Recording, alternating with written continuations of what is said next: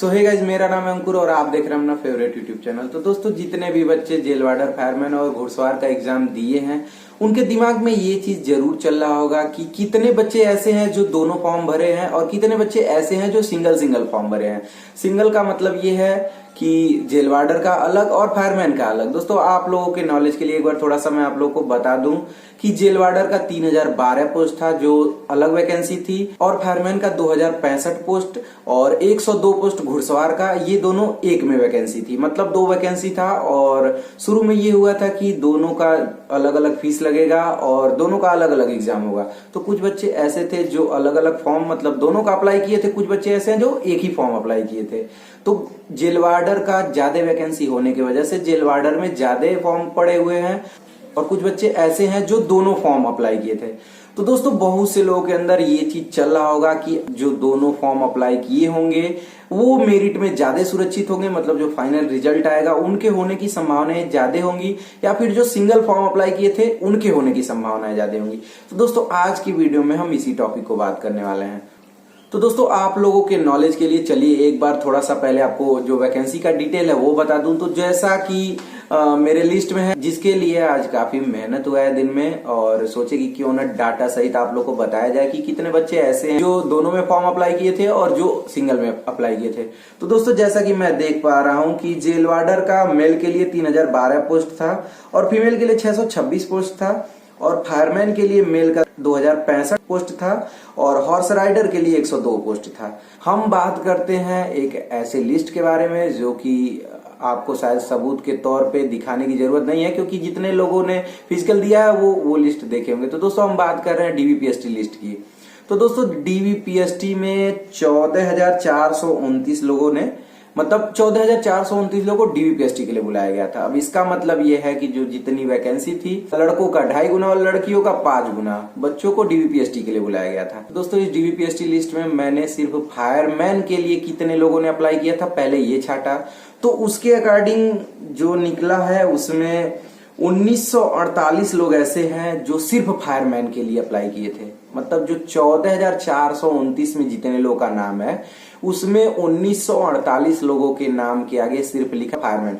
मतलब ये है कि फायरमैन के लिए अप्लाई बहुत लोगों ने किया है, लेकिन अगर देखा जाए कि एक पोस्ट के लिए, मतलब सिर्फ फायरमैन और घुड़सवार का एक पोस्ट था, तो फायरमैन के लिए कितने लोग अप्लाई किए हैं दोस्तों? उसमें 1948 लोगों ने अप्लाई किया था। ये खोजने में काफी टाइम लगा और टोटल पोस्ट था 2065। और फिर मैंने दोबारा ये चेक करने की कोशिश की जो फायरमैन और जेल वार्डर दोनों के लिए अप्लाई किया था, मतलब ऐसे कितने स्टूडेंट थे जो फायरमैन और जेल वार्डर के पद के लिए अप्लाई किए थे। तो उसमें 4573 लोगों ने अप्लाई किया था। तो दोस्तों, 4573 मतलब ये समझ लीजिए कि टोटल वैकेंसी के 30%, मतलब अगर 100 लोगों में 30 लोगों ने दोनों पद के लिए अप्लाई किया था। और उसके बाद जितने बचे हैं, मतलब सिर्फ जेल वार्डर के लिए नियर अबाउट 7,908 लोगों ने अप्लाई किया था। ये समझ लीजिए कि जो 14,429 लोगों की लिस्ट थी उसमें इतना था। अब फिर बात करते हैं कि 1400 लोग तो डीवीपीएसटी ही देने नहीं आए थे। मतलब ये 1400 लोग की बात ये कर रहे हैं कि जो दोबारा मौका मिलने के बाद भी नहीं आए, तो उसमें 1400 ऑलरेडी कम हो गए थे। मतलब ये समझ सकते हैं कि 13,000 लोगों ने ही डीवीपीएसटी दिया। तो जो ये संख्या मैंने निकाला है उसमें और भी लोग कम हो गए, लेकिन मैं उसको नहीं घटाया हूं, ये मान के कि उसको छोड़ दीजिए। सिर्फ इसी लिस्ट पे अब बात करते हैं आगे कि कौन सबसे ज्यादा सुरक्षित हो सकता है। मतलब मान लीजिए अगर कोई लड़का सिर्फ जेल वार्डर का फॉर्म भरा है तो वो ज्यादा सुरक्षित रहे, या फिर तो जो दोनों फॉर्म भरे हैं वो ज्यादा सुरक्षित रहेंगे। तो दोस्तों, चलिए इस पे पॉइंट वाइज देख लेते हैं, मतलब आपको देख के खुद समझ में आएगा कि कौन सबसे ज्यादा सुरक्षित है। तो दोस्तों, अब लिस्ट के हिसाब से बात करते हैं। तो इसमें मैंने आप लोगों को बता दिया कि तीनों पोस्ट के लिए कितने कितने लोगों ने अप्लाई किया था। अब जैसे मैं बता दूं कि डीवीपीएसटी में नियर अबाउट 20 से 22% लोग ऐसे थे जो डीवीपीएसटी में ही बाहर हो गए थे। मतलब ओवरऑल ये है कि कोई किसी के डॉक्यूमेंट में कुछ दिक्कत थी, किसी के डॉक्यूमेंट में कुछ दिक्कत थी, तो वो लोग वहीं पे बाहर हो गए थे। दोस्तों, आपको एक बार मैं फिर से बता दूं कि डीवीपीएसटी में डॉक्यूमेंट के साथ साथ लंबाई और सीना भी चेक हुआ था, और लड़कियों का लंबाई और वेट चेक हुआ था। तो इसमें नियर अबाउट ज्यादा लोग बाहर हुए थे। मतलब मैं 20 से 22% ही मान रहा हूँ, मैं मिनिमम मान के चल रहा हूँ कि 20 से 22% लोग बाहर हुए थे। और दौड़ का कंडीशन आप लोगों ने अच्छे से देखा था, मतलब पीटी का कंडीशन अच्छे से देखा था कि जो बॉयज है उसमें नियर अबाउट 30% या 35% लोग बाहर हुए थे, और लड़कियों में तो समझ लीजिए 60% बाहर हुए थे। पर पर वैकेंसी 22% और उसके बाद जितने लोग बचते हैं उसका 33% जब निकालेंगे तो देख लेते हैं कितना कितना आएगा। तो दोस्तों मैंने क्या किया है, जितने फायरमैन के लिए अप्लाई किए थे उसका पहले मैं 22% निकाला हूं और 22% उस टोटल में से घटा दिया हूं। मतलब ये कह सकते हैं कि उतने वैकेंसी का जो 22 को अगर 100 में से घटाएंगे तो 22 8 30 78% मैंने पहले निकाला है, फिर उस 78 का 33% निकाला है। मतलब ये है कि डीबीपीएसटी में 22% लोग बाहर हो जाएंगे और 33% वो बाहर हो जाएंगे। अब इसमें देखिए क्रॉस क्वेश्चन ये बनता है कि जरूरी नहीं ना कि जो दोनों फॉर्म भरे हैं वही बाहर होंगे। दोस्तों एक एवरेज लेके चला जा रहा है, क्योंकि इससे ज्यादा कंफर्म करना मेरे बस का तो नहीं है, शायद किसी के भी बस का नहीं है। हो सकता है सिर्फ एक ही पोस्ट में जो अप्लाई किए हैं वही बाहर हो सकता है दोनों वाले बाहर हो। तो फिर चलिए देख लेते हैं। इसमें जो फायरमैन का पोस्ट है 1932 उसमें 22% और फिर जब उसका 33% निकालेंगे तो नियर 1200 से 1300 लड़के ऐसे होंगे जो कि सिर्फ फायरमैन में बचेंगे। और यही कंडीशन जब फायरमैन और जेल वार्डर के पोस्ट के लिए करेंगे तो उसमें संख्या बचेगी नियर अबाउट 2747। और जब यही सेम प्रोसीजर जेल वार्डर के लिए अप्लाई करेंगे तो उसमें बच जाएंगे 4134 लोग। मतलब अब आप ये समझ सकते हैं कि जो फायरमैन का पोस्ट था वो 2065 था और फायरमैन में स्पेशली फायरमैन में नियर अबाउट बच्चे बच रहे हैं 1200 के आसपास। और जो फायरमैन प्लस जेल वार्डर के लिए अप्लाई किए थे उसमें बच्चे हैं 2747 और जो सिर्फ जेल वार्डर के लिए है उसमें है 4134। अब दोस्तों इसमें अगर बात किया जाए कि कौन ज्यादा सुरक्षित है तो दोस्तों इसमें कुछ कहना पॉसिबल नहीं होगा, लेकिन फिर भी जिन्होंने दोनों पोस्ट के लिए अप्लाई किया है वो अगर अदर से तुलना कराएं तो वो थोड़ा ज्यादा सुरक्षित रहेंगे। इसके पीछे रीजन ये, अगर पहले हम लोग बात कर लेते हैं अलग अलग। तो दोस्तों अगर देखा जाए फायरमैन का तो फायरमैन में टोटल पोस्ट 2065 था।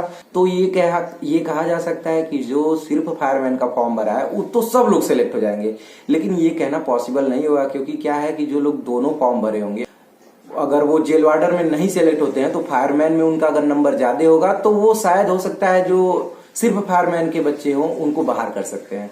तो ये 50-50 का गेम होगा, लेकिन फिर भी जो दोनों फॉर्म भरे हैं वो ज्यादा सुरक्षित है। और इसका कतई ये मतलब बिल्कुल ना निकालिएगा कि जो सिर्फ फायरमैन का भरे हैं वो बाहर हो जाएंगे। दोस्तों आपके नंबर पे डिपेंड करेगा कि आप सेलेक्ट होते हैं या बाहर होते हैं।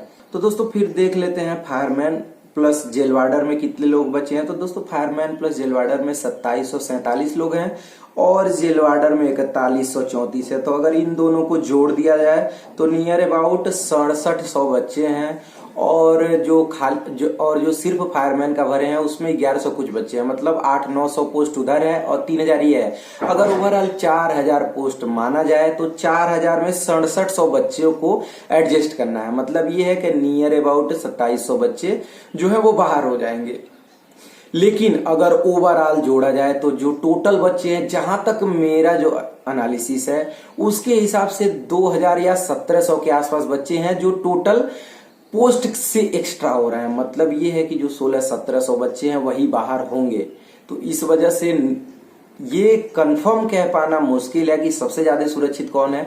लेकिन अगर तुलना कराया जाए तो जो दोनों फॉर्म भरे हैं उनके होने की संभावनाएं ज्यादा होंगी, खास करके उनके तुलना में जो लोग सिर्फ एक वैकेंसी के लिए फॉर्म भरे हैं।